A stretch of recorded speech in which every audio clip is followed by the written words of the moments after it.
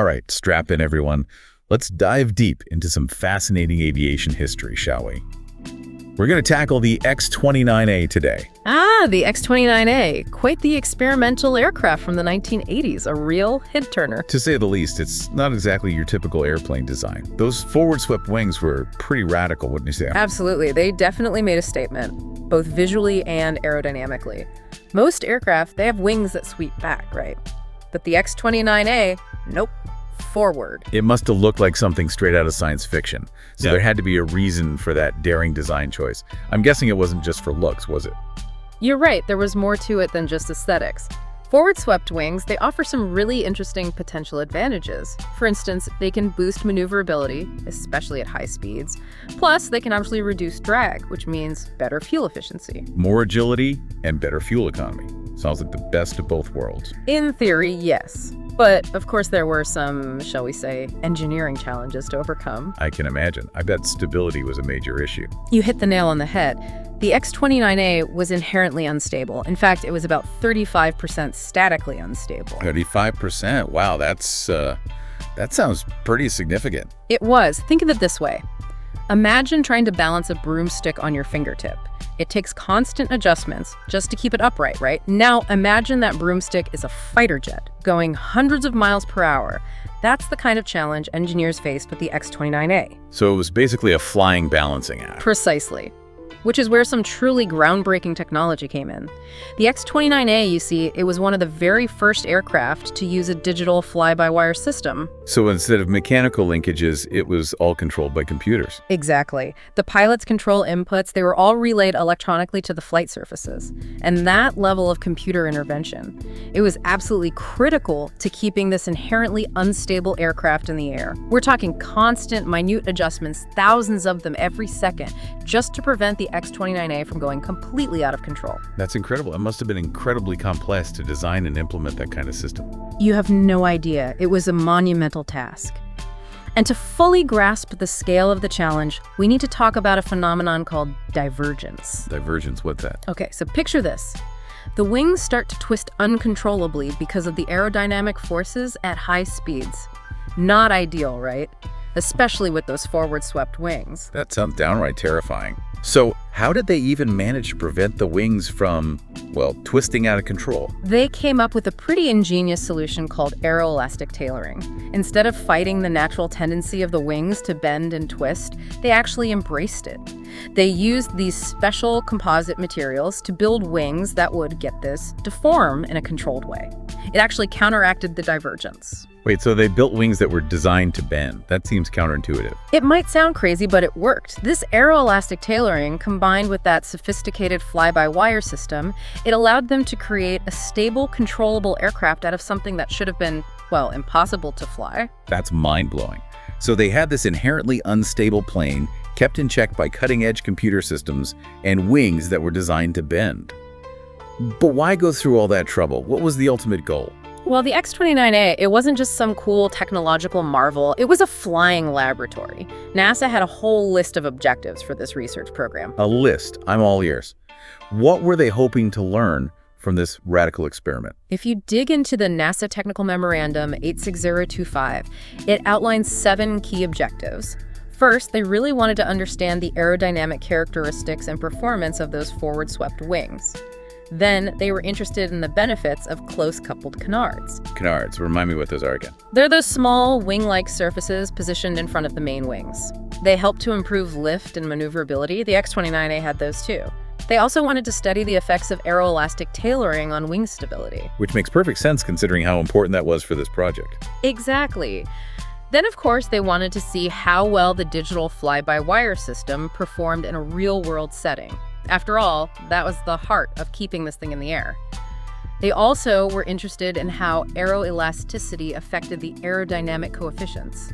These are the numbers that basically describe how air flows over the plane. And finally, they wanted to figure out what are called buffet characteristics at high load factor. Buffet characteristics. It's basically the vibrations and shaking an aircraft experiences when it's really being pushed to its limits. So this wasn't just a leisurely flight around the block, this was hardcore flight science. Exactly. The insights gained from the X-29A program, they would go on to inform future aircraft designs, especially when it came to advanced materials and those crucial flight control systems. That's fascinating. We've covered a lot of ground about the design and the engineering, but I'm curious, what was it actually like to pilot the X-29A? Were the pilots nervous to take control of such a, let's say, unique aircraft? That's a great question, and one we'll explore in part 2 of our deep dive. We'll climb into the cockpit and hear from the test pilots who dared to push the limits of this experimental aircraft and what they discovered along the way. So we've established that the X-29A was basically a high-wire act in the sky, utterly dependent on cutting-edge technology just to stay airborne. But what about the human element? What was it actually like to pilot this thing? That's the question, isn't it? I mean, it must have been exhilarating, to say the least, but also maybe a little bit nerve-wracking, knowing that you're essentially strapped to a plane that's constantly trying to, well, fall out of the sky. Yeah, I think I'd have a few butterflies in my stomach, too. So these test pilots, they must have been a special breed, right? Did they go through any specialized training to prepare for flying something as radical as the X-29A? Oh, absolutely. We're talking the best of the best here. Elite test pilots. They went through these incredibly rigorous training programs, tons of time in simulators, and these simulators were designed to specifically mimic the X-29A's very unique flight characteristics. I bet those simulators were pretty high-tech for their time, just like the X-29A itself. You're right, they were. They had to create these really sophisticated simulations to replicate as accurately as possible how the plane would react in different situations, especially given its inherent instability. Remember, these pilots were essentially learning to dance with a computer, working in tandem with that fly-by-wire system to keep the X-29A in controlled flight. It's almost like they were part of the control system themselves, like an extension of the technology. But even with all that training, I'm still curious about what those pilots felt. When they were actually up in the air, were there any surprises? Well, from everything I've read, the pilots were consistently amazed by how responsive the X-29A was. One pilot even described it as feeling like an extension of his own body, which is pretty incredible when you consider that without constant computer adjustments, the plane would be completely uncontrollable. Wow, that's an amazing image. Feeling that kind of connection with a machine, especially one as complex as the X-29A. It really speaks to how well those control systems were designed and how well the pilots adapted to flying this unique aircraft. But did those forward-swept wings deliver? What were the actual performance gains? That's where things get really interesting. One of the main goals of the whole program was to gather data on the X-29A's aerodynamic characteristics, particularly in relation to those forward-swept wings. And they had some pretty remarkable findings. All right, tell me more. What kind of performance did they actually get out of those wings? Well, for one, the X-29A showed incredible maneuverability, especially at high angles of attack. Now, for those of us who aren't fighter pilots, could you break that down a bit? What do you mean by high angles of attack? Imagine a fighter jet doing a really tight turn or pulling up sharply, maybe trying to evade an enemy. That's a high angle of attack. The nose of the plane is pointed significantly upward. And the X-29A, with its forward-swept wings, it was amazing in those situations. So it was super agile, able to make those fast, tight maneuvers that could give a pilot a real edge in a dogfight. Exactly. The forward-swept wings gave the pilot much more precise control during those critical moments. And here's another interesting thing they found. The X-29A's stall characteristics were actually better than aircraft with those more conventional swept-back wings. Wait, you're telling me that those wings swept forward, which seemed like they'd be more likely to stall, actually did better when it came to stall recovery? How does that even work? I know it seems counterintuitive, right? But it comes down to how the air flows over the wing. With those forward-swept wings, the airflow, it tends to move inwards toward the fuselage of the plane, instead of outwards toward the wingtips. This actually helps to delay a stall and makes it more gradual and predictable. That's pretty amazing. It sounds like they were onto something with this design. But were there any downsides to those forward-swept wings?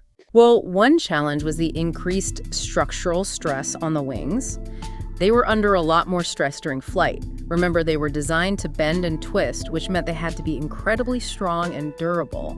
And that's where those advanced composite materials really played a critical role. Right, they had to find that balance between flexibility and strength. It sounds like those composite materials were absolutely essential.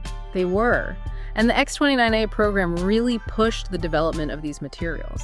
They would later be used in all sorts of aircraft designs. So even though forward-swept wings didn't become the norm, the advancements in materials had a big impact on the field of aviation. So maybe it wasn't a complete revolution in aircraft design, but the X-29A definitely pushed the boundaries and led to some important technological advances. But what about those other cool features we talked about earlier, like the canards and those advanced wing airfoils? Did they work as well as expected? They did. The canards, those small wings in the front, they really enhanced the lift and maneuverability, and the advanced wing airfoils, which were designed to reduce drag and boost fuel efficiency. They performed really well too. It sounds like they really thought of everything. This wasn't just an airplane, it was like a flying showcase of cutting-edge engineering. But all this must have been incredibly expensive. You're not wrong. The X-29A program was a huge investment for NASA, but they saw it as an investment in the future of aviation, a chance to really push the limits of technology and gather knowledge that would benefit countless other aircraft designs down the line. And it sounds like it paid off. But were there any setbacks, any unexpected challenges during testing? Well, like with any experimental program, there were bound to be a few bumps in the road. Remember that document we mentioned earlier, ADA 151228.pdf? It goes into the nitty-gritty details of the control system design, and it highlights some of the challenges they faced, like fine-tuning the control laws and dealing with what they called actuator limitations. Actuator limitations. Could you remind me what those are again? Think of actuators as the muscles that move the plane's control surfaces. You know, the ailerons, the rudder, the elevator.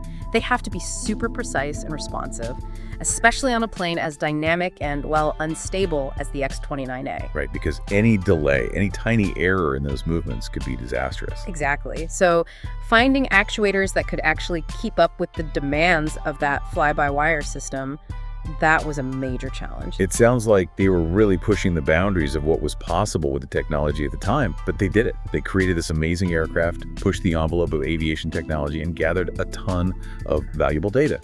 So what happened next? What kind of legacy did the X-29A program leave? That's a great question, and one we'll delve into in the final part of our deep dive. Stick around and we'll explore the impact of this incredible aircraft and how it fits into the bigger picture of aviation history. Welcome back. We've been on quite a journey exploring this radical aircraft, the X-29A. From its forward-swept wings to the engineering marvels that allowed it to fly. A true testament to pushing the boundaries of what's possible in aviation.